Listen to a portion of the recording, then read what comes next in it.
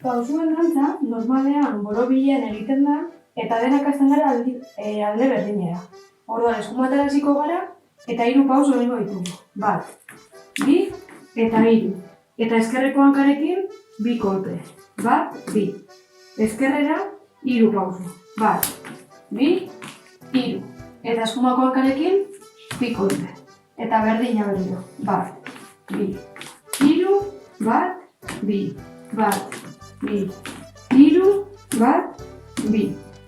Orain, 2 pausu eta kolpe bat. 1, 2, kolpea.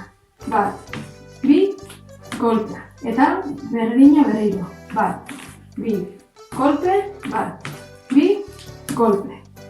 Eta orain, pausu bakarra egingo dugu 3 aldez eta 2 kolpe. 1, 2, 3, 1, 2, 1, 2, 3, 1, 2. Eta dantza hau, denbora guztian errepikatu egiten da, baina gero eta azkarrago.